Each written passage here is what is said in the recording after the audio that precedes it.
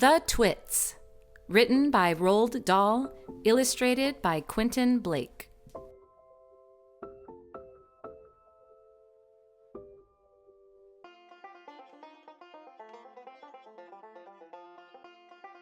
Chapter 1. Hairy Faces. What a lot of hairy-faced men there are around nowadays. When a man grows hair all over his face, it is impossible to tell what he really looks like. Perhaps that's why he does it. He'd rather you didn't know. Then there's the problem of washing. When the very hairy ones wash their faces, it must be as big a job as when you and I wash the hair on our heads. So what I want to know is this. How often do all these hairy-faced men wash their faces? Is it only once a week, like us on Sunday nights? And do they shampoo it? Do they use a hairdryer? Do they rub hair tonic in it to stop their faces from going bald? Do they go to a barber to have their hairy faces cut and trimmed, or do they do it themselves in front of the bathroom mirror with nail scissors? I don't know.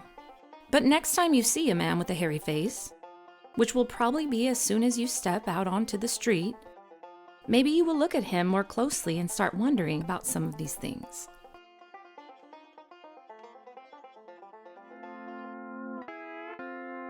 Chapter 2. Mr.Twit. Mr. Twit was one of these very hairy-faced men. The whole of his face, except for his forehead, his eyes, and his nose, were covered with thick hair. The stuff even sprouted in revolting tufts around his nostrils and ear holes. Mr. Twit felt that his hairiness made him look terrifically wise and grand. But in truth, he was neither of these things. Mr. Twit was a twit. He was born a twit. And now, at the age of 60, he was a bigger twit than ever. The hair on Mr. Twit's face didn't grow smooth and matted as it does on most hairy-faced men. It grew in spikes and stuck out straight like the bristles of a nail brush.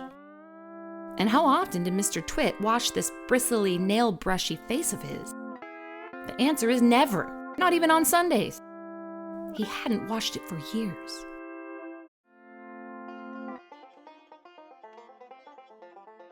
Chapter 3.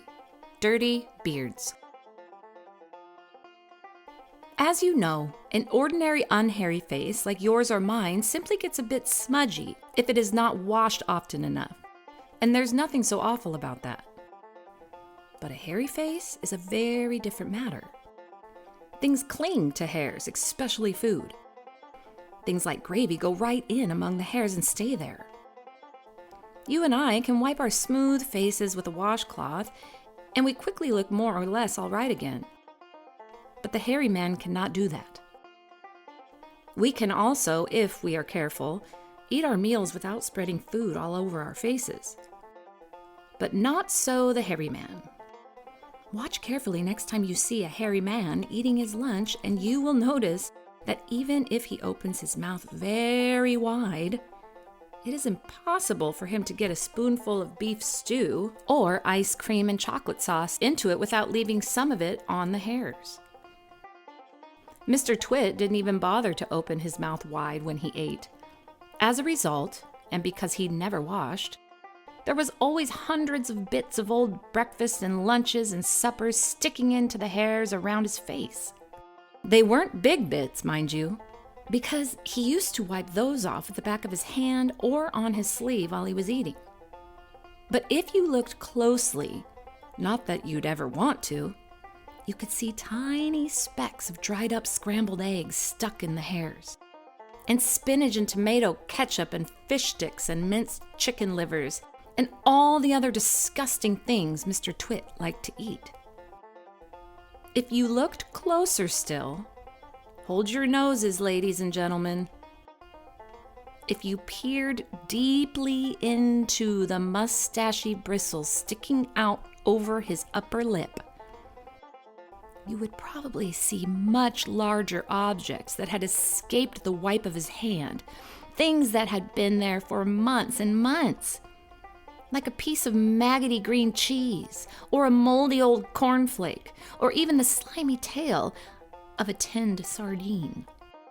Because of all of this, Mr. Twit never really went hungry. By sticking out his tongue and curling sideways to explore the hairy jungle around his mouth, he was always able to find a tasty morsel here and there to nibble on. What I'm trying to tell you is that Mr. Twit was a foul and smelly old man. He was also an extremely horrid old man, as you will find out in a moment.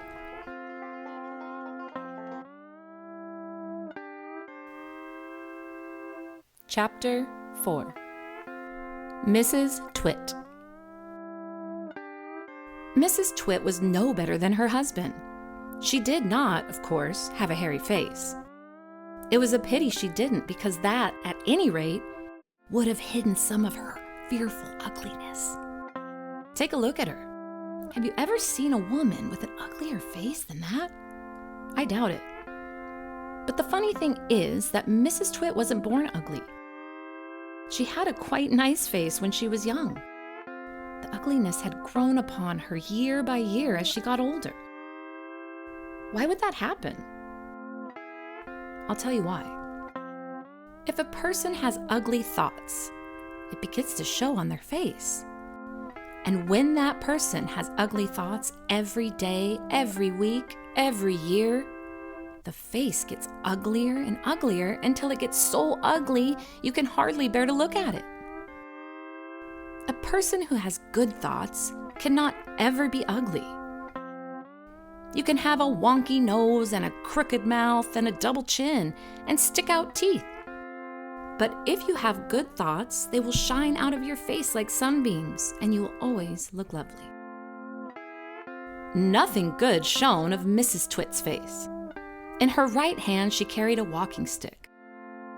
She used to tell people that this was because she had warts growing on the sole of her left foot, and walking was painful. But the real reason she carried a stick was so that she could hit things with it. Things like dogs and cats and small children. And then there was the glass eye. Mrs. Twit had a glass eye that was always looking the other way.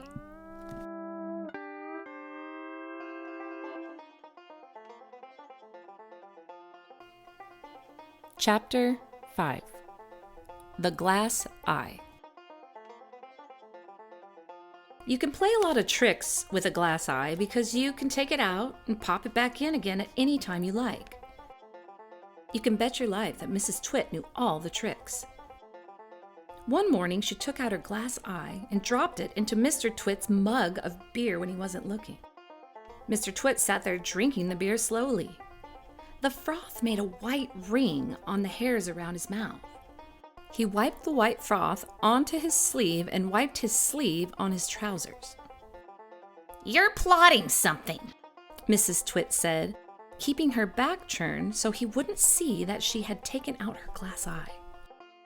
"Whenever you go all quiet like that, I know very well you're plotting something." Mrs. Twit was right. Mr. Twit was plotting away like mad. He was trying to think up a really nasty trick he could play on his wife that day. "You'd better be careful," Mrs. Twit said, "because when I see you starting to plot, I watch you like a wombat."